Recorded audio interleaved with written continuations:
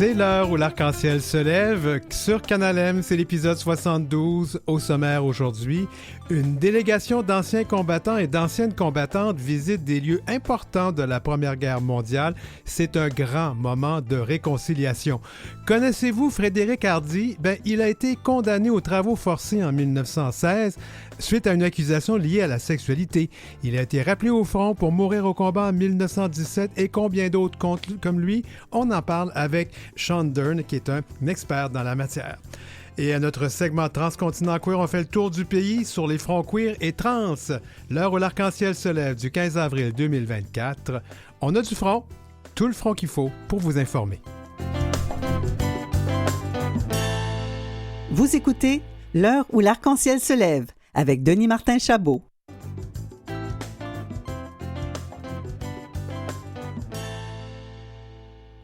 Le gouvernement du Canada a organisé des activités commémoratives à l'étranger pour les vétérans de LGBTQIA+, afin de commémorer la Première Guerre mondiale. C'est à l'approche du 107e anniversaire de la bataille de la Crête de Vimy. Le 6 avril, en Belgique, une délégation composée de représentants de vétérans Arc-en-Ciel du Canada et de la Purge, c'est la première délégation de vétérans de ce genre, a suivi les traces de Frédéric Hardy, dont on va parler un peu plus tard à l'émission, qui a été condamné aux travaux forcés en 1916 pour des accusations liées à sa sexualité et qui est par la suite mort au combat à travers les champs de bataille d'Europe. Pour en parler, on reçoit Martine Roy. Martine Roy est membre de la Purge. C'est un groupe d'anciens et d'anciennes membres des Forces armées canadiennes et d'anciens et d'anciennes fonctionnaires qui ont été humiliés, torturés et licenciés dans le déshonneur en raison de leur orientation sexuelle entre les années 60 et 90 à peu près. Bienvenue à l'émission, Martine. Bonjour Denis, merci de me recevoir. On est tellement content de recevoir toi, la vétérane Arc-en-Ciel. Je pense qu'on peut dire ça. Oui, non, je fais partie des vétérans Arc-en-Ciel qui a été fondé d'ailleurs au travers du Fonds de la Purge LGBT. C'est comme un peu une extension de nous pour nous assurer une pérennité parce que, comme tu sais, le Fonds de la Purge, on a des choses à livrer, mais quand c'est terminé, on ferme les portes pour livrer le monument, l'exposition, la médaille, les archives, les recommandations aussi. Et au travers de tout ça, on a rencontré une jeune fille du nom de Sarah Workman, qui est une recherchiste de Terre-Neuve, qui nous a amené à nous arrêter un peu à penser aux gens qui étaient allés à la Première Guerre ou à la Deuxième Guerre, qui faisaient partie de nos communautés, qui n'ont jamais été salués ou on n'a jamais parlé, sont encore doublement invisibles. Donc, après ces recherches qu'on a aidées avec le Fonds de la Purge, on a parlé avec Vétérans parce qu'on travaille de très près avec eux. Ils sont très contents d'ailleurs que Vétérans Arc-en-Ciel du Canada existe maintenant depuis 3 ans et le supporte grandement. Donc, la ministre Petitpas-Taylor, pour elle, c'est un bel ajout à tout ce qu'elle fait. Ils ont accepté de monter une mission. Alors, on était les membres du Fonds de la Purge LGBT et les membres du conseil d'administration de les vétérans Arc-en-Ciel et quelques étudiants aussi qu'on a invités. On a essayé de vraiment et des gens de vétérans. Alors, on s'est rendu à I-13 pour commencer. Et c'était vraiment, c'était quasiment comme une mission, là. C'était une série. C'était à 8 heures le matin en rang. Il fallait se lever à 7 heures, être prêt, quasiment les bottes cirées. Puis, on pouvait porter d'ailleurs nos médailles et nos birets pour pouvoir saluer. Et à chaque endroit, on déposait une couronne pour le Canada, pour Vétérans Canada et pour les vétérans Arc-en-Ciel Canada. Ça devait être émouvant, ça, Martine? Ça devait être émouvant pour toi, ça? Tellement, là, parce qu'on s'en rend pas compte quand on est au Canada de qu'est-ce que nos Canadiens ont fait pour la France, mais à la fin de la journée, pour la paix dans le monde. Beaucoup de monde sont décédés là-bas. Alors, moi, je trouvais que c'était un très grand geste. Je sais que les gens trouvent pourquoi vous allez là-bas et tout, mais je pense que c'était important. Ça n'a jamais été fait. D'ailleurs, on est même allé dans un cimetière que personne va visiter jamais. Lequel? Il y a beaucoup de Canadiens qui ont été « Oh, là, tu me prends de court parce que je pense qu'ils ne me l'ont pas mis. » C'était près Kennicott Cemetery, mais si tu veux, je vais te revenir. Non, c'est pas grave, c'est pas grave. Juste, donc, c'est un cimetière qui revêtait une importance parce que c'est un cimetière qui, si je comprends bien, on pouvait voir là où il y avait plusieurs de nos vétérans arc-en-ciel, là, c'est ça? Oui, mais pas juste ça, c'est des gens qui sont morts pas identifiés, Canadiens pas identifiés. Ça nous a vraiment pris au cœur. Parce que, tu sais, je veux dire, tu perds ton frère, ton père, tu sais, c'est quelque chose. Alors, il y en avait beaucoup. Et oui, il y avait au travers de ça des gens qu'on a identifiés, dont Frédéric Hardy, vraiment, ça, c'est une histoire plus que ça. Tu meurs vraiment parce qu'ils l'ont emprisonné, ils l'ont envoyé en Angleterre dans un cachot. Puis là, quand finalement la guerre est partie puis qu'il y avait besoin d'hommes, ils l'ont sorti de là, ils l'ont envoyé à Vigny, où il est mort. Donc, tu sais, c'est vraiment d'une tristesse incroyable. Mais on a réussi, nous, avec justement les vétérans, d'avoir une plaque. Puis si tu vas sur le portail du gouvernement du Canada, tu mets Frédéric Hardy, tu vas voir toute la recherche de Sarah Workman qui a été faite sur lui et qui démontre aussi que son nom est écrit sur le building de Vigny. Alors, on s'est rendu là. Alors, si je te fais un petit peu vite, là, c'est Pachadel qu'on est allé. On est allé après ça au Coquelicot Tea House. On est allé au Visit Kennicott Cemetery. Après ça, on est parti au départ de John McCrae Memorial. Après ça, on a été à Meningate où à tous les soirs, ok, à tous les soirs, c'est la trompette avec la dernière chanson, qui est un son qui est pour les funérailles habituellement. Alors, c'est pas une fois par année, c'est à tous les soirs. C'est là qu'on voit à quel point les Flamands étaient reconnaissants de qu'est-ce qu'on a fait.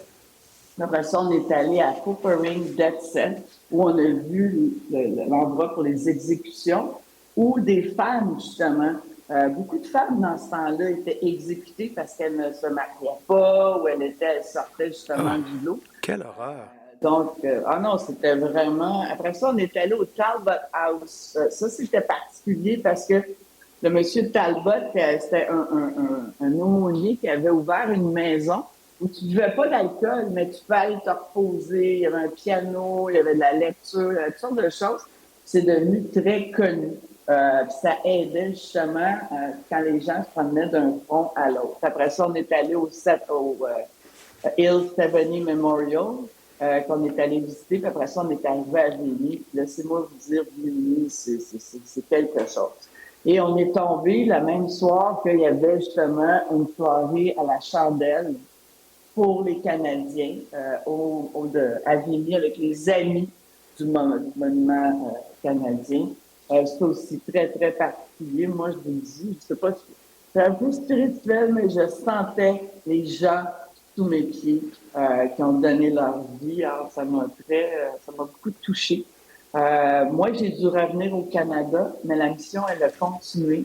Elle s'est rendue d'ailleurs jusqu'à Paris, finalement, où elle a fini avec l'ambassadeur LGBT à Paris.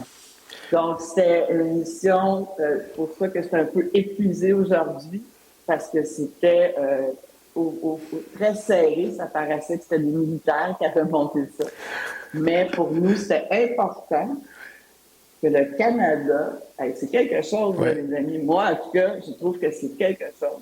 ouais. C'est pas pour vous, mais que le Canada prenne le temps qu'on reconnaisse les gens qui font partie de la communauté queer dans les dernières guerres. On travaille fort, justement, je pense, ça a été important. Je vais t'amener sur quelque chose de très personnel parce que tu sais, tu étais déjà passé à l'émission, Martine, pour nous parler de l'Ordre du Canada que tu avais reçu. Puis on avait parlé de ce que tu as vécu. Puis je vais le répéter, hein, tu as vécu l'humiliation, des interrogatoires, le licenciement parce que tu aimais les femmes. Et aujourd'hui, hein, quand même, plusieurs années plus tard, on te célèbre. Comment réagis-tu à ça, personnellement? C'est à deux tranchants. Je vois ça, comme une très grande responsabilité, honnêtement, d'être célébré comme ça, parce que ça me met dans une position. Puis en même temps, je suis très, très honorée.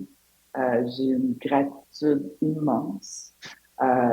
Ça fait du bien à mon traumatisme qu'on pourrait appeler, que j'ai jamais guéri, parce que c'est juste cristallisé au travers des années, où j'ai toujours été une personne très insécure, qui trouvait qu'elle n'en faisait jamais assez, qui veut toujours en faire plus. Et tout ça, tu sais, ça a un coût. Hein, ça a un coût, ça dit toujours, ben, il faut que tu as tout le temps l'impression d'en faire plus. Mais moi, je suis très honorée, surtout en tant que Montréalaise, québécoise, puis aussi membre de la communauté de LGBTQ+, parce que c'est pas juste mon nom qu'il y avait sur l'Ordre du Canada, c'est toute ma communauté qui était sur l'Ordre du Canada. Alors, ça, pour moi, là, c'est encore plus. Parce que j'ai pas vu nulle part sur les Ordres du Canada de LGBT. Non, et puis qu'on honore des vétérans et vétéranes comme toi en France. Est-ce qu'il y aura des activités au Canada par rapport à ce qui s'est passé la semaine dernière? Bien, c'est sûr qu'on continue les recherches. D'après moi, ils vont vouloir le faire pour la Deuxième Guerre mondiale aussi. Mais n'oublie pas qu'au Canada, nous, ça fait depuis 2017, surtout à Montréal, on avait commencé ça avec moi et Patrick Desmarais, où on remet une couronne le 11 novembre. Et sur la couronne, c'est le ruban de LGBTQ+.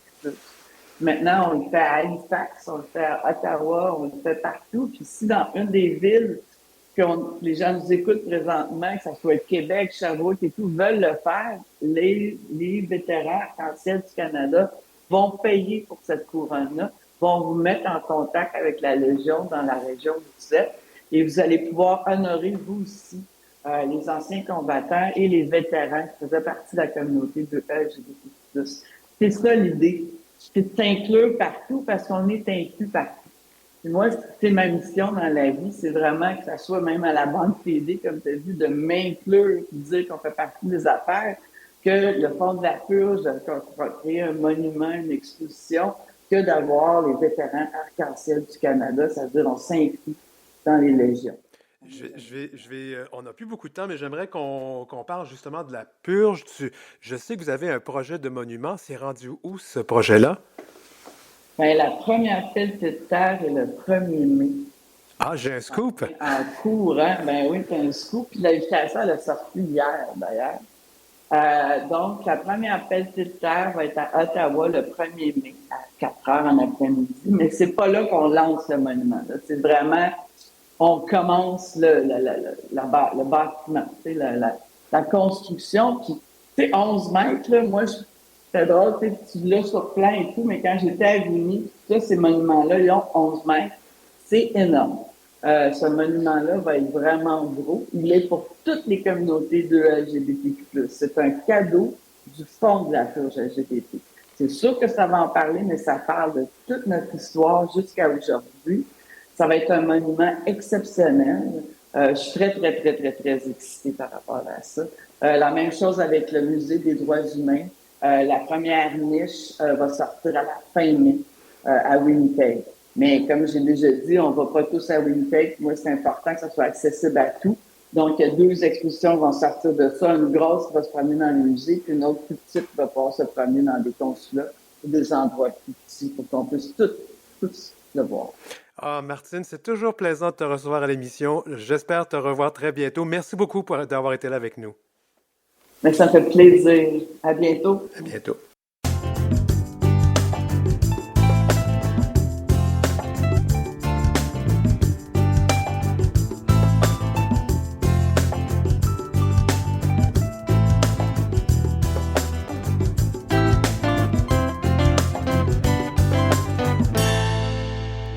Vous écoutez L'heure où l'arc-en-ciel se lève avec Denis Martin Chabot.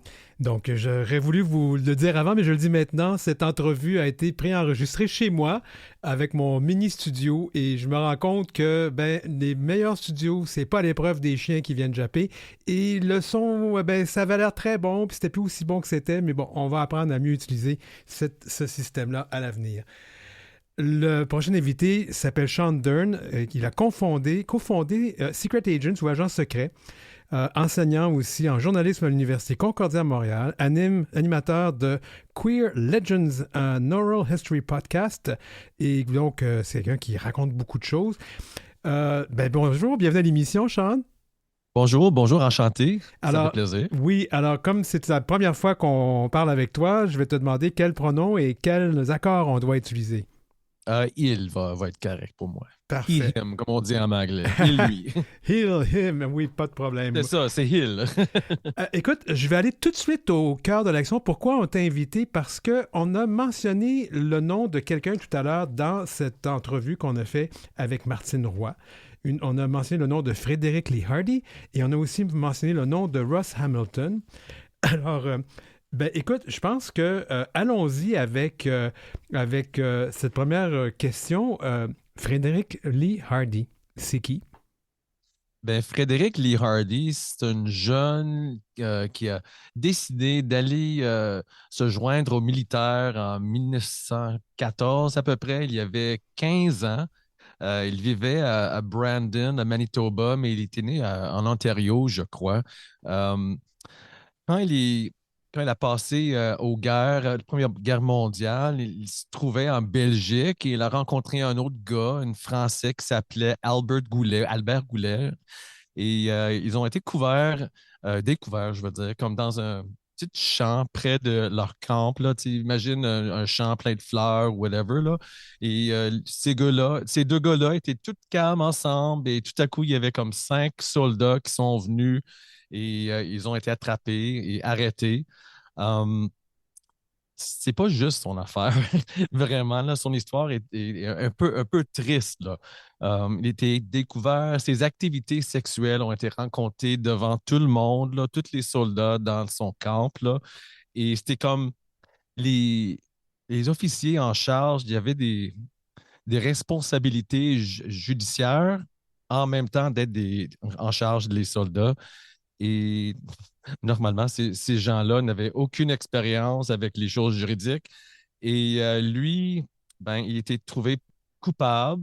C'était pas vraiment un processus juste et il était envoyé au Royaume-Uni. Et il est passé ses derniers jours dans une prison comme épouvantable là-bas. Si vous connaissez un peu Oscar Wilde et son histoire, là, c'était le même prison que Oscar Wilde a été mis dedans et le même style de, comme, comment tu dis ça en français, Des travaux forcés? c'est ça, les travaux forcés, là, Oui, tu sais, oui. c'était très difficile et c'était comme dégueulasse dans la prison. Il y avait des planchers pleins d'eau, des fourmis. Juste pour être gay, là, imagine, là, un gars de 15 ans 15 ans. et tu te rends dans prison parce que tu étais attrapé dans les bras d'un autre gars, là, tu sais.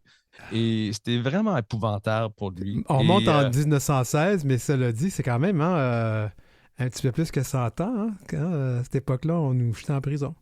c'est ça, c'est ça. Fait que lui, il est mort de la bataille d'août 1917 sur la colline 70, on dit Oui, oui, Hill 70, comme on dit en anglais, oui. et dans la bataille de Vimy. Et Juste parce qu'on a oublié de le dire, c'est qu'il était aux travaux forcés, mais on l'a rappelé pour venir au front et il est mort au front. c'est ça, il est mort au front parce qu'il y avait besoin des soldats, comme Martine a La chair à mentionné. canon. C'est Ouais. ça, exactement. Et c'était ça son histoire, là, tu sais. Et il était reconnu par sa sœur, je crois. C'est Sarah Worthman qui m'a raconté tout ça. Il faut dire que c'est vraiment grâce à Sarah Worthman que tout ça a été dévoilé. Oui, Et je vais juste prendre la peine de la présenter. Sarah Wortman, c'est quelqu'un avec qui on a eu des contacts d'ailleurs. Elle est fondatrice de la Newfoundland and Labrador Queer Research Initiative qui enquête donc sur la persécution de soldats queer durant la Première Guerre mondiale par le gouvernement du Canada. Puis c'est vrai qu'elle a découvert des choses étonnantes, dont cette histoire-là, mais il y en a d'autres. oui, il y a plusieurs. Il y a plusieurs. C'est lequel tu veux commencer? Il y a Ross Hamilton qui est les plus populaires. Je crois qu'il y avait. Ben, je connais un qui s'appelle Private Rousseau. Je ne me souviens pas son prénom, Oui. malheureusement, mais c'est une francophone, je crois, de la région de Montréal, pas loin. Et de toute façon, lui, il était trouvé avec un autre soldat francophone. Et lui, il ne parlait pas anglais. OK? Et il faut pas oublier à ce point, à l'époque, le militaire canadien était un militaire anglais. Oui, il y avait comme les, les, euh, les 22e, là, Oui. mais en fait, toute la langue commune militaire à ce point-là était anglais. Et lui, comme un soldat francophone qui ne parlait pas anglais, trouvé comme Frédéric avec un autre gars, lui, il était trouvé dans une tente du barbier. Apparemment, les barbiers à l'époque, il y avait comme une petite tente avec un lit en arrière. Ouais. Et lui et Albert ont été trouvés là. Et fait que Rousseau avait juste 17 ans et lui aussi, comme Frédéric, tous les détails de son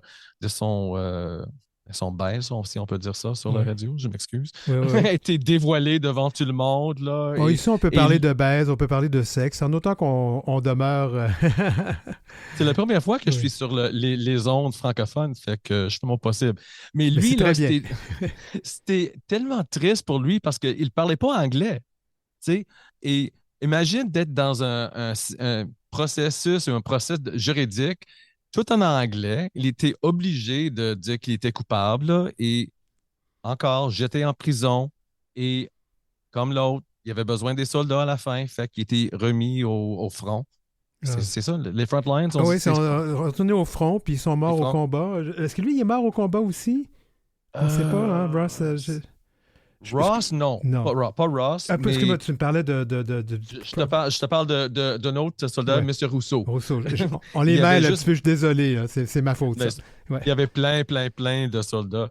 Et en fait, Sarah, elle a trouvé, dans ses recherches, elle a trouvé 19 soldats gays ou bisexuels. Et c'est triste parce qu'on les connaît seulement à cause de leur situation juridique. Tu sais, il Ouais, y avait des centaines, peut-être des milliers de soldats gays ou lesbiennes, là. ouais. Mais c'est juste parce que ces gens-là ont été attrapés. Ben, justement, un des noms qui ressort, il y a d'autres noms. Il y avait celui du soldat Alexander Mackenzie. Oui, ben, je connais le nom, mais malheureusement, je ne connais pas son histoire au complet. J'ai juste connais le nom quand C'est j'ai parlé avec un Sarah. autre qui s'ajoute à la liste, quoi. Ouais, c'est ça, c'est ça. Et c'est juste le fait qu'on les connaît juste parce qu'ils ont été attrapés, c'est ça qui me frustre, là. De Ouais. toutes ces histoires-là, là, ils mettaient leur vie comme sur les fronts de toute façon. Ils sont des patriotes, là, comme Oui, on oui, dit, oui. Les et Patriotes, oui. les patriotes. Ouais. Ben, allons-y parce que je pense que c'est quelque chose d'important.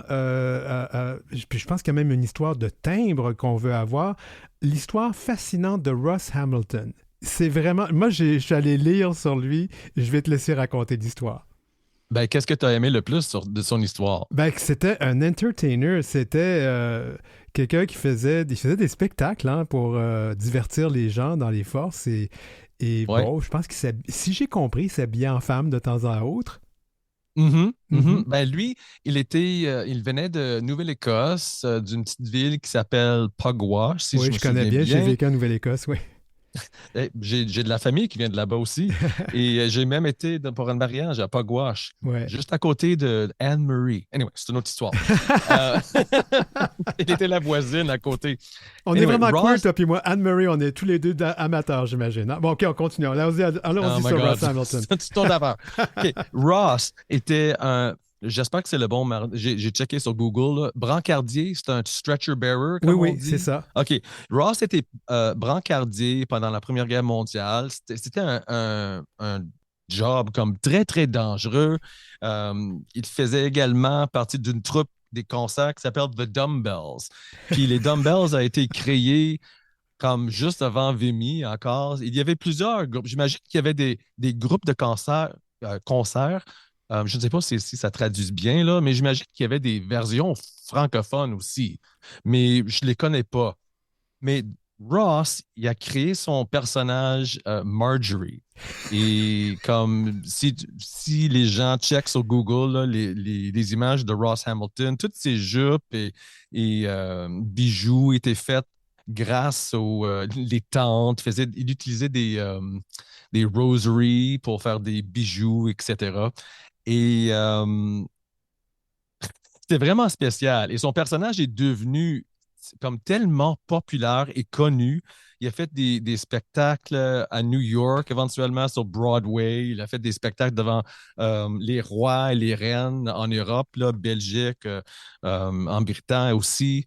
Il a vraiment travaillé fort pour donner un bon esprit aux soldats pendant une situation qui était assez difficile. Mais il a Et quand même souffert de l'ambivalence de l'armée, là. Parce que lui, on l'a mis à la porte, là, si je comprends bien. c'est ça, mais ils ont fait ça pendant la Deuxième Guerre mondiale. Fait que là, la guerre termine, il retourne pour faire sa vie personnelle et éventuellement, il décide, OK, je vais retourner en guerre. Il était comme, pas bénévole, là, mais il a mis son nom pour retourner pour faire d'autres spectacles. Mais à ce point-là, il est rendu plus âgé. Il était comme chanteuse d'opéra, comme assez âgée, là. Tu sais, c'était comme Seniors Day au opéra. Mais il était très, très connu, mais c'est là, pendant la Deuxième Guerre mondiale, que son sexualité était dévoilée, il était jeté, et elle est retournée à Nouvelle-Écosse, près de Pugwash. Je ne sais pas si c'était exactement à Pugwash ou non, mais il a passé le reste de sa vie tellement impliqué dans la communauté. Il faisait du bénévole, il aidait ses voisins, voisines quand ils ont été malades, etc. Il était vraiment quelqu'un connu et quelqu'un impliqué dans la communauté et il était vraiment, vraiment spécial.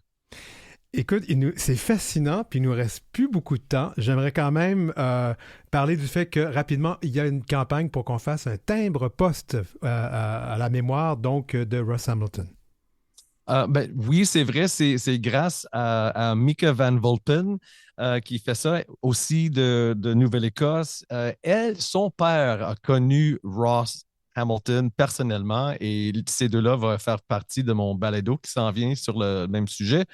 Mais présentement, Mika, elle a été tellement impressionnée par Ross et son histoire, etc. Elle a commencé une grande campagne pour lui mettre sur un timbre du Poste Canada. Les gens peuvent, je crois qu'elle a commencé une pétition, Oui, c'est ça, un petition une en pétition, français, oui. pour lui mettre. Et les gens sont encouragés d'envoyer des lettres ou des courriels au Poste Canada pour donner leur support pour le projet.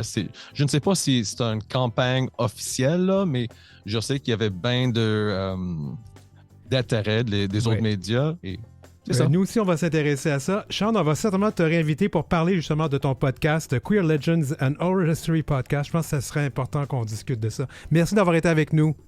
Merci. Alors nous, on va faire une courte pause. Après la courte pause, on va faire le tour du Canada queer francophone à notre discussion mensuelle Transcontinent queer. Restez des nôtres, donc on vous revient dans 2 petites minutes.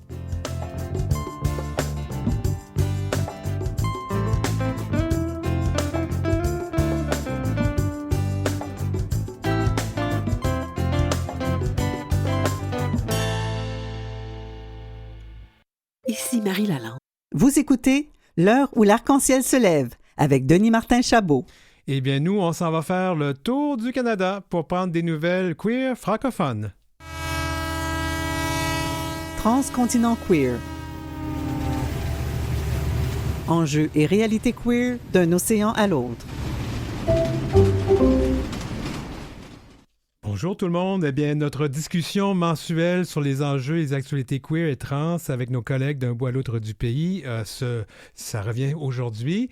Alors, 2 de mes invités sont là. Dan Robichaud, qui est animateur de radio, artiste et activiste qu'on rejoint à Clare. Et Elisabeth Bruns, qu'on rejoint à Toronto, qui est coordonnatrice de l'engagement communautaire à Franco-Queer. Et on a aussi Rose-Eva Forgue-Jenkins, qui est coordonnatrice de la programmation Comité Franco-Queer de l'Ouest à Edmonton. On va commencer avec toi, Dan, aujourd'hui. Les personnes qui vivent la dysphorie de genre et qui doivent trouver une façon de se vêtir pour mieux refléter leur expression ou leur affirmation de genre ne l'ont pas toujours très facile.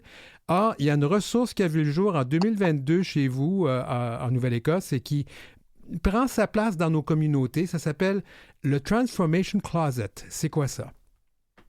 Oui, effectivement, c'est un programme qui a commencé l'an dernier, mais qui continue. C'est le placard de transformation, de Transformation Closet. C'est un programme qui est géré et hébergé sous l'Agence de santé sexuelle Nouvelle-Écosse, Nova Scotia Sexual Health, qui ont des bureaux à peu près partout dans la province. Tu es en train de me dire que c'est gouvernemental, ça, j'avais pas lu ça. Non, je pense que c'est une agence de bienfaisance, là, dans le fond. Ouais. Et puis, c'est un programme où des gens de tout âge peuvent obtenir de l'équipement et des vêtements de confirmation de genre. Puis ça peut être juste des vêtements, des vrais vêtements. Ça peut être des prothèses mammaires ou les vêtements compressifs, ce qu'on appelle les Les binders. binders, Euh, oui. et puis, de tout vêtement qui peut aider à une personne à se sentir à l'aise dans son corps, dans le fond. Est-ce qu'on parle de vêtements neufs ou des vêtements usagés ou les deux? Les deux, on demande aux gens de faire des dons au bureau de l'agence autant qu'on veut faire savoir aux gens qui peuvent se rendre à n'importe quel bureau de l'agence dans la Nouvelle-Écosse et demander ce service.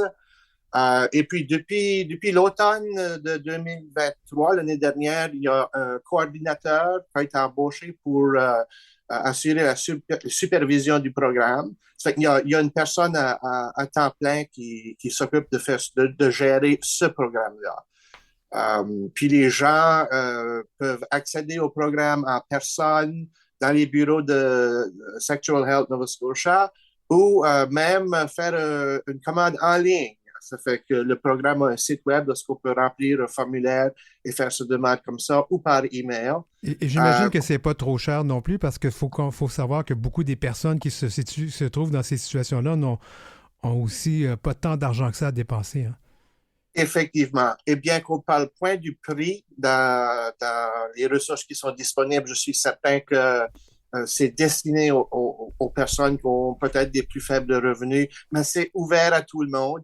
Et ça qui est peut-être le plus notable de ce programme-là, c'est que bien qu'il y a des programmes pour les jeunes, les 30 ans et moins ou les 25 ans et moins, c'est la première fois en Nouvelle-Écosse qu'on a un programme comme ça pour appuyer les gens de tout âge.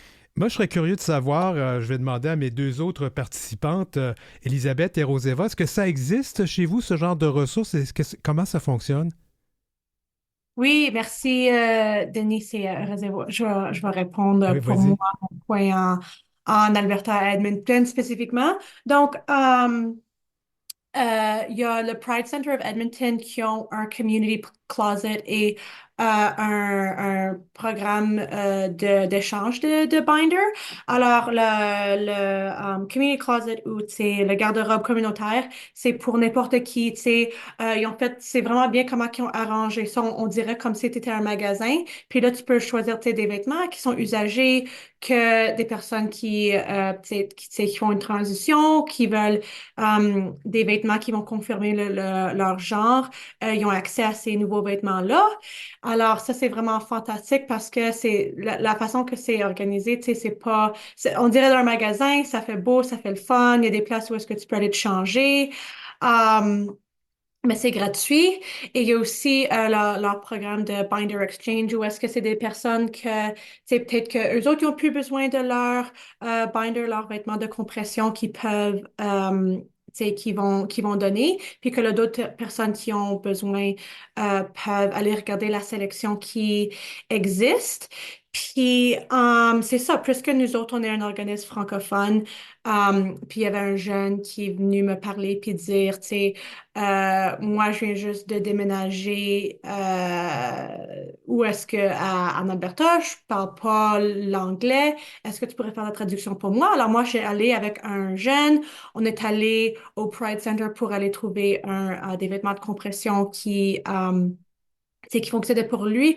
Malheureusement, il n'y avait pas une taille qui faisait. Donc, ils nous ont donné un petit certificat, une petite lettre pour aller à un magasin où est-ce qu'ils ont des vêtements de compression. Puis avec ce certificat-là qui dit, tu sais, cette personne va avoir accès à un vêtement de compression gratuit. Alors là, ça va être gratuit pour la personne, peut aller au magasin et trouver un vêtement qui fonctionne pour eux. Alors, c'était moi qui traduisais, c'était intéressant. Tu sais, il y avait la personne qui gère le magasin, qui donnait des instructions dans la porte, tu sais, extérieur de la porte aux jeunes pour, tu sais, est-ce que ça fait comme ça? Est-ce que ça fait comme ça? Puis moi, je traduisais Oh, pour wow. les deux. Puis, tu sais, après ça, le jeune, quand il a sorti avec un vêtement qui lui faisait, tu sais, la joie sur la face. Et c'est tellement, tu sais, c'est vraiment pour ça que je fais mon travail, parce que c'était quelque chose que c'était un moment tellement touchant. Tu sais, puis tout le monde, le fait que ce jeune pouvait avoir un vêtement qui fait tellement une différence pour lui, surtout parce que les vêtements de compression, si c'est pas une bonne taille, ça peut être dangereux, ça peut faire du mal. Alors, tu sais, ce jeune, tu sais, la manière qu'il m'a regardé, puis il a dit, oh, ben là, je peux respirer. Tu sais, ça faisait Wow. vraiment très Mais vraiment, quel beau partage, Roseva. Merci beaucoup. Elisabeth, toi, tu as quelque chose à ajouter sur ça? Ouais, ben, ce genre d'initiative-là existe aussi en Ontario. Juste dans la région de Toronto, il y a différents modèles.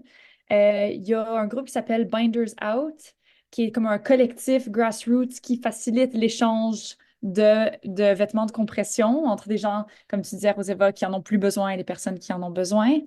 Il y a aussi comme l'association étudiante LGBT des étudiants de l'Université de York, qui, elle, a comme une collaboration avec une boutique de vêtements affirmatifs du genre et puis qui parraine l'achat de vêtements affirmatifs, ce qui est cool. Il y a aussi récemment, à la bibliothèque de Bradford, donc juste un petit peu au nord de Toronto, une bibliothèque qui a ouvert comme un garde-robe de vêtements inclusifs que les gens peuvent utiliser au sein de la succursale. Alors, ouais, tout plein de belles initiatives. C'est beau de voir les choses comme ça. Puis ça a l'air bien, ça a l'air vraiment non stigmatisant aussi, hein, j'ai l'impression, ça que c'est bon. Ben, écoute, il y a un deuxième sujet. On a parlé des choses, une belle nouvelle pour commencer, mais allons avec quelque chose d'un petit peu moins le fun. J'ai lu qu'il y avait une hausse de 93%, Elisabeth, des crimes haineux. Les communautés LGBT, 2 LGBTQIA+, en font grandement partie. Ça, on parle de Toronto, en fait, ça, si j'ai bien lu. Comment on explique ça? C'est une grosse question que tu poses. J'ai toujours des bonnes grosses questions comme ça, mais on va t'aider. Ne t'en fais pas. Ben, écoute, je pense qu'il y a plusieurs facteurs, mais je dirais que ce qu'on observe, c'est que c'est lié à ce mouvement de la droite alternative, entre guillemets, de l'extrême droite, qui voit les droits LGBT, particulièrement la reconnaissance, la protection des droits des personnes trans, non-binaires et non conformes de genre, comme un genre d'affront aux valeurs traditionnelles, comme une attaque sur la masculinité. Puis il y a tellement de désinformation et de mésinformation qui circulent sur Internet. On dirait que c'est comme dans des moments de difficulté économique, les gens cherchent un bouc émissaire. On voit comme la montée de ce populisme à travers le monde, puis comme un renvoi vers un âge d'or de valeurs traditionnelles, familiales, c'est-à-dire patriarcales. Puis là, il y a comme ce résultat, comme une panique des valeurs traditionnelles et puis qui vise son agression, sa violence contre nos communautés. Mais c'est pas juste comme des discours marginaux, comme c'est renforcé par des gens comme Doug Ford, comme Daniel Smith, comme Pierre Poilievre, comme ça circule vraiment dans le mainstream. Je vais t'interrompre. Donc, Doug Ford, qui est le premier ministre de l'Ontario, Daniel Smith, premier ministre de l'Alberta, et Pierre Poilievre, qui veut devenir premier ministre du Canada, qui est chef du Parti conservateur. Je vais le spécifier pour les gens qui ne le savaient pas. Donc, oui, ces gens-là renforcent ce discours intolérant, là. Mm-hmm. Et puis, ensuite, c'est pas étonnant quand ce discours circule et dépeint les personnes trans et de genres divers comme étant dangereuses, comme étant quelque chose duquel on devrait protéger les enfants. C'est pas étonnant ensuite que les gens se sentent enhardis de passer à des actes haineux. Est-ce que les policiers font assez pour protéger nos communautés? Et là, je sais que depuis un bout de temps qu'on dit que les relations ne sont pas toujours très bonnes entre la police et les communautés, surtout en Ontario. Est-ce que les policiers font assez ou devraient faire plus? Mais c'est une question intéressante parce que je pense que dans beaucoup de cas, le moment où la police intervient, le crime présumé a déjà été commis, l'acte haineux a déjà été commis. Alors, c'est pas à ce moment-là que ça protège les victimes. Le mal est fait. Et puis ensuite, des fois, le processus légal et juridique peut retraumatiser les victimes de ces actes. Et puis, en fin de compte, rétablit pas vraiment le sentiment de sécurité. Alors, atteint pas vraiment son objectif. Alors, je pense qu'au-delà de comme des interventions policières, ce qu'il faudrait, ce serait de prévenir ces actes haineux. Puis ça passe par l'éducation, que ce soit dans les écoles ou dans les milieux de vie. Ça passe par de la meilleure représentation de nos communautés dans les médias. Ça passe par le contrôle du contenu auquel on donne des plateformes sur les réseaux sociaux. Donc, je pense qu'il y a beaucoup de choses qu'on peut faire pour essayer de prévenir les actes haineux avant qu'ils aient lieu et avant de devoir impliquer la police et puis tout ce processus légal-là. Roseva et Daniel, ça a l'air de quoi dans votre coin du monde? Roseva, vas-y. Oui, ben justement, tu sais, quand Elisabeth parlait de, tu sais, la police et est-ce que c'est quelque chose qui nous aide, tu sais, moi, ça m'a fait penser à, tu sais, l'année passée quand il y avait les manifestations contre les One Million Man March, tu sais, les personnes qui se manifestaient contre, tu sais, l'éducation, Soji dans les écoles, puis ça, c'était un bord de la rue, puis de l'autre bord, c'était les personnes qui faisaient les contre-manifestations, les personnes qui disaient, tu sais, on veut de la sécurité pour les jeunes queer et trans. Et qu'est-ce qui est arrivé, c'est que la police est arrivée, puis ils sont pas allés de notre bord, sont pas allés de l'autre bord, sont allés de notre bord. Puis tu sais, c'est comme, ben, nous autres, on fait une contre-manifestation et c'est de pourquoi qui parlait au monde, tu sais, quand nous autres, on était là avec nos panneaux, tu sais, nos drapeaux, et je pense qu'ils ont allé harceler quelqu'un parce qu'il portait, tu sais, un masque de ski, là, pour protéger son identité. Alors, c'était vraiment, tu sais, ça, je pense que ça continue quand tu avais parlé, Denis Martin, tu sais, ça fait longtemps que les polices, on sait que notre communauté, c'est pas la police qui nous protège, c'est nous. Alors, c'est la police, on a vu que clairement, tu sais, il y avait deux bords à choisir et ils ont venu nous harceler, pas l'autre bord des personnes qui faisaient la manifestation tu sais, contre les programmes de Soji. Alors, c'est ça, c'est vraiment la sécurité, c'est comme Elisabeth a dit, c'est avec l'éducation, les personnes que c'est quelque chose qu'ils ne savent pas, donc leur réaction à quelque chose qu'ils ne savent pas, c'est la peur. Comment est-ce qu'on peut sensibiliser pour que ça vienne quelque chose normalisé et ne pas aller vers la haine? Rapidement, Daniel. Je pense qu'au moins en Nouvelle-Écosse, la police le prend au sérieux quand il y a des actes haineux. Il y a un exemple qui s'est produit au mois de janvier lorsqu'un homme a profané un drapeau de la fierté à Lower Sackville, une banlieue d'Halifax. Et quand la police a enquêté l'acte, ils ont trouvé et saisi dans sa maison plusieurs armes à feu. Ah, Ça fait que je pense que ça montre que parfois, c'est pas juste du théâtre, il peut vraiment avoir une menace sérieuse. L'homme a été arrêté, là. Disons que ouais, l'homme a été arrêté. ouais, j'ai vu ça dans les journaux. Là. Je ne sais pas ce quand aura lieu son procès ou autre chose. Vous écoutez L'heure où l'arc-en-ciel se lève avec Denis Martin Chabot. Transcontinent queer. Enjeux et réalité queer d'un océan à l'autre. Alors, on retrouve Roseva Fogg-Jenkins, qui est coordonnatrice de programme Comité franco-queer de l'Ouest à Edmonton, Elisabeth Bruns, qui est coordonnatrice de l'engagement communautaire à Franco-Queer à Toronto, et notre artiste, activiste et animateur de radio, Dan Robichaud, qui est à Clare, en Nouvelle-Écosse. Roseva, c'est à toi que je vais lancer cette question-là. L'Alberta veut intervenir dans la cause en justice contre la Saskatchewan par rapport à sa loi sur les mineurs trans ou non-binaires à l'école. Ah là là, pourquoi l'Alberta veut se mêler de ça? Oui, c'est quelque chose que, pour être honnête, j'ai de la misère à comprendre exactement comment que ça fonctionne parce que c'est des choses politiques, c'est des lois mises en place, puis pas, c'est quelque chose, c'est vraiment pas ma force.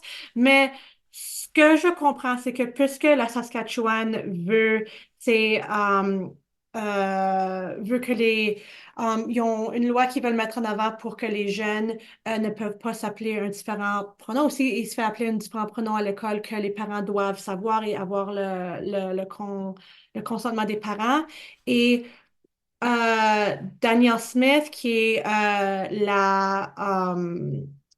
tu sais, la première ministre de l'Alberta, elle veut utiliser sa disposition de dérogation euh, pour empêcher que les lois fédérales puissent intervenir, alors que je pense, de ce que je comprends que ça veut dire, c'est que l'Alberta voudrait appuyer la Saskatchewan pour enlever ses droits pour les jeunes, puisque l'Alberta, eux aussi, veulent enlever les droits des jeunes queer et trans.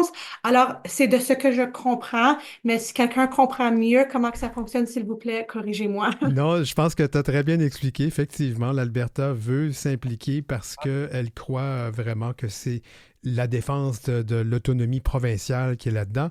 Mais cela dit, Daniel Smith nous haït. Elle a fait des communautés queer ses boucs émissaires. Pourquoi qu'elle nous haït tant que ça? Oui, c'est vraiment, c'est une très, très bonne question. Moi, je voudrais bien savoir. Moi aussi, je Il suis intéressée à n'y a voir. pas toujours de réponse aux questions, mais on peut en discuter, là, c'est ça. Oui, absolument. Puis c'est très intéressant parce que comme, je dis, quand elle a proposé les lois, Euh, pour enlever les droits des jeunes queer et trans, pour aller, pour être capable de s'identifier avec un différent pronom, le pronom choisi à l'école, pour enlever être capable d'avoir accès aux bloqueurs, d'hormones. Euh, alors, c'est vraiment une attaque contre les jeunes queer et trans, mais ce qui était intéressant, c'est que comment qu'elle avait présenté, c'était comme si, oh, j'aime les jeunes queer et trans, je veux ici pour les aider. Alors, c'est vraiment intéressant qu'elle se présente comme si elle mettait ses mesures pour aider aux jeunes, mais qu'est-ce qu'elle fait? C'est vraiment contre eux. Alors, tu sais, je me demande, c'est comment longtemps qu'elle va faire semblant de aimer les jeunes puis vouloir leur aider, puis quand le masque de, tu sais, la vérité de qu'est-ce qu'elle fait, c'est d'enlever leurs droits, c'est quand que ça va vraiment plus, tu sais, qu'elle va être plus honnête avec ses buts d'enlever le droit des jeunes queer et trans. Puis, il y a aussi des personnes qui ont, tu sais, quand elle a annoncé ceci, ils se sont posé la question, ben, l'annonce qu'elle a faite, c'était la même journée qu'elle faisait une annonce que l'Alberta, on avait moins d'argent pour combattre les feux de forêt. Et les feux de forêt, c'est quelque chose qui augmente de plus en plus. Ah ouais, mais c'est déjà parti la saison des feux de forêt chez vous. Ça va vraiment pas bien, là. La neige, elle a fondu, puis tout de suite, on avait des feux de forêt. Alors, je pense, ce que des théories que j'ai entendues, c'est que des personnes qui disent, ben, pour cacher son gouvernement ne fait, tu sais, elle gère pas bien l'argent, puis elle fait pas ce que les gens veulent. Alors, c'est vraiment une façon de comme distraire de son but. C'est quelque chose que, assez que les gens veulent, tu sais, vont parler, puis avoir plus la discussion sur ceci au lieu de la façon dont son gouvernement est inutile. Ouais, c'est un peu un écran de fumée, comme dirait l'autre. Alors, donc, il y a l'Alberta, la Saskatchewan et le Nouveau-Brunswick où on nous aime pas pantoute. En Ontario, ça a l'air de quoi? Est-ce qu'on va avoir ce genre de façon de faire de la part de Doug Ford, Elisabeth? Aux dernières nouvelles que j'avais lues, il prétendait qu'elle n'allait pas suivre dans ces pas-là. Le ministère de l'Éducation de l'Ontario a dit qu'elle n'allait pas mettre en place ce genre de politique, mais en même temps, il y a des discours euh, quand même très, très intolérants à l'égard des jeunes trans et queer, comme quoi on veut défendre les droits des parents et puis que l'identité de genre, ça devrait dépendre des parents et tout ça. Donc, on ne sait jamais s'ils vont revenir sur ce qu'ils ont dit. Oui, je vais rappeler les paroles d'une personne très sage qui participe régulièrement à cette discussion, qui est Arnaud Baudry, qui disait que, et c'est vrai, hein, le droit parental, ça n'existe pas. Il n'y a pas de loi qui reconnaît ça. C'est la responsabilité parentale. Je te lance la balle, Dan Robichaud. Je sais que toi, dans ta région, il y a le premier ministre du Nouveau-Brunswick qui est pas très... En fait, qui fait partie de ce groupe anti-queer ou anti-trans. Ça a l'air de quoi, là, dans les autres provinces, en Nouvelle-Écosse, entre autres? En Nouvelle-Écosse, je ne sais pas, mais on semble qu'on est peut-être plus tolérant. On ne voit pas de campagne, parce que vraiment, là, c'est presque mené comme une campagne d'insérer ces drôles de politiques-là. Je peux vous dire qu'au niveau de la Nouvelle-Écosse et le gouvernement de la province de la Nouvelle-Écosse, le ministère de l'Éducation, non, si on en parle, c'est à huis clos, mais ça ne fait pas la une, ça ne fait pas parler non plus. Bon. On va changer de sujet. Ça te revient à nouveau, Dan. Il y a eu un symposium sur les milieux d'affaires, sur l'inclusion de nos communautés. C'était organisé par la Chambre de commerce du LGBTQIA+, du Canada à Halifax. Ça a donné quoi, ça?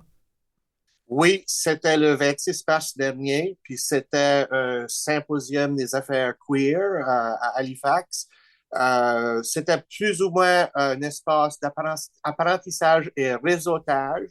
Il y avait des panels, des discussions comme celle-ci, ainsi que des ateliers sur les finances, les ressources, même la discrimination qu'une entreprise qui s'affiche queer peut rencontrer. Puis, somme toute, c'était l'importance du réseautage qui a été soulignée. Est-ce que, puis là, je pose la question à vous trois, peut-être que vous pouvez répondre à ça. Est-ce que peut-être que l'émancipation de nos communautés va peut-être pas passer nécessairement par les gouvernements, mais ça pourrait passer par le monde des affaires, parce qu'on voit que le EDI, là, voyons, l'équité, la diversité puis l'inclusion, ça marche dans beaucoup de compagnies. Je vois que tu veux réagir, Elisabeth, ouais. Ben, on collabore souvent avec une organisation qui s'appelle Fierté au travail, Oui. qui vise à créer des milieux inclusifs dans les entreprises et les organisations. Et on voit à travers le travail qu'il y a quand même beaucoup de volonté dans le milieu des affaires de créer des environnements de travail plus inclusifs, ce qui est encourageant.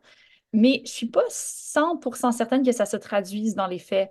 Quand on parle aux membres de notre communauté, ce qu'on entend, c'est qu'il y a encore beaucoup, beaucoup de discrimination envers les personnes trans et non conformes dans le genre, dans le milieu du travail. Et puis, je pense qu'il y a encore beaucoup de travail à faire, beaucoup de progrès à faire en ce qui a trait aux choses comme la couverture d'assurance maladie pour les transitions de genre ou l'accompagnement des employés dans la transition dans le milieu du travail, que ce soit le changement de nom, la transition sociale et toute la bureaucratie des ressources humaines qui entourent ça. Je pense qu'il y a encore beaucoup de travail à faire pour rendre les milieux de travail plus inclusifs. En Alberta, Roseva, est-ce que le milieu des affaires, c'est un milieu qui est positif pour nos communautés? Oui, c'est intéressant. Tu sais, je pense que il y a des places où on voit tu sais, comme Elisabeth a mentionné, la volonté. Mais c'est aussi, tu sais, je me rends craintive de comme, tu sais, quand tu parles de l'EDI, tu sais, les entreprises vont utiliser ce qui est important pour eux au moment. Alors, c'est sûr que maintenant, EDI, c'est quelque chose qui est important, c'est trendy, c'est le fun, on va en parler, mais est-ce que ça va être pareil dans 2, 3 ans? Les besoins de notre communauté vont rester pareils, mais ce qui est, tu sais, à la mode peut-être va changer et ce qu'on a vraiment besoin, c'est quelque chose qui est ancré dans, tu sais, quelque chose qui est vraiment stable, tu sais, avec tu sais, comment c'est fait, mise en pratique et les politiques, que ça soit vraiment quelque chose qui est ancré parce que quand c'est des compagnies, tu sais, on sait que la culture de la compagnie, ça change, il y a beaucoup de changements, c'est vraiment dépendant de ce qui fait de l'argent. Puis, l'acceptation queer et trans, des fois, oui, maintenant, on voit que ça fait de l'argent, mais c'est pas toujours à long terme que ça va être quelque chose de rentable. Alors, je pense que c'est vraiment quelque chose qu'il faut vraiment savoir comment s'ancrer d'une façon vraiment, vraiment concrète, qu'on ne peut pas juste enlever nos droits quand c'est moins à la mode. Voilà. Je voudrais terminer avec quelque chose qui m'a marqué. Je l'ai vu, c'est quand même pas récent. On en parlait déjà à l'automne, mais en Ontario, en fait à Toronto, le centre communautaire 519 Church vient en aide aux réfugiés queer. C'est surtout que le discours anti-immigration est aussi fort que le discours anti-queer. Comment ça se passe, ça, à Toronto, Elisabeth? Ouais, le 519, le 519, comme tous les organismes qui servent les réfugiés, on a remarqué une augmentation vraiment accrue du nombre de personnes qui demandent l'asile au Canada. Et puis le 519 a servi plus de 8000 réfugiés 8000. LGBT en 2023 Ouais. contre 1000 l'année précédente. Comme c'est une augmentation sans précédent. À Franco aussi, on sert les personnes francophones LGBT nouvellement arrivées. Et nous aussi, on a vu cette augmentation absolument sans précédent de la demande. Puis, ben, il y a plusieurs choses qui peuvent expliquer ça, comme la réouverture des frontières après la COVID, la montée de la haine. Mais je pense que ce qui est important et ce que le 519 fait assez bien, c'est de s'organiser de façon créative pour répondre à cette demande. Donc, en février, le 519 a organisé une journée qui s'appelait Love is Action, donc l'amour, c'est l'action. Et puis, on accueilli au-dessus de 1000 réfugiés LGBT en une seule journée. Alors, les ont aiguillés vers les organisations dont elles avaient besoin, leur ont donné des ressources. Alors, c'était assez impressionnant. Il nous reste à peu près une petite minute et demie. Peut-être un petit mot sur comment ça se passe en Alberta, peut-être, Roseva? Oui, donc, c'est ça, en parlant aux autres organismes aussi, ils ont vu une augmentation de 300% des demandes d'asile. Alors, c'est quelque chose que, c'est ça, on voit vraiment, c'est une grosse crise. Puis moi, ce qui m'inquiète, c'est que on voit pas aux nouvelles, les gens sont, tu sais, peut-être qu'il y a cette nouvelle en Ontario, mais c'est que on voit pas comment est-ce qu'on va répondre à cette crise. C'est pas, on voit pas de l'action sur ceci. Alors, c'est vraiment quelque chose qu'on a besoin des nouvelles, que les gens sachent qu'on se mobilise pour ceci. Rapidement, dans 30 secondes. En 30 secondes, je peux vous dire que oui, je sais qu'on a un programme, une association pour les réfugiés queer en Nouvelle-Écosse, mais avec 30 secondes, je n'avais pas le temps d'aller dépêcher le nom. Ben, écoute, c'est pas grave. On va certainement revenir là-dessus parce que c'est un sujet de l'heure. Je voudrais vous remercier. Ça a été une discussion super intéressante de vous entendre. Roseva Fogg-Jenkins, qui est coordonnatrice de programmation au Comité franco-queer de l'Ouest qu'on a rejoint à Edmonton. Elizabeth Briggs, qui est coordonnatrice de l'engagement communautaire franco-queer Toronto, qu'on a rejoint donc à Toronto. Et Dan Robichaud, artiste, activiste, animateur de radio à Clare, en Nouvelle-Écosse. Merci à tous les trois. Ciao! Bye-bye. Merci.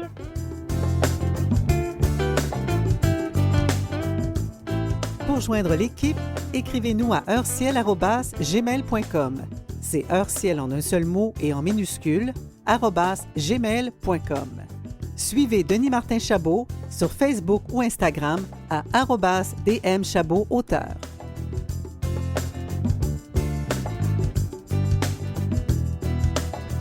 Alors, c'était l'heure où l'arc-en-ciel se lève, épisode 72, en ce 15 avril 2024.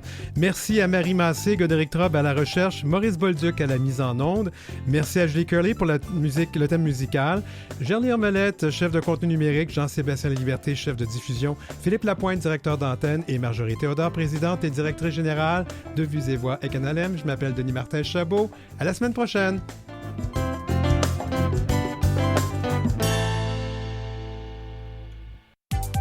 Après la pause,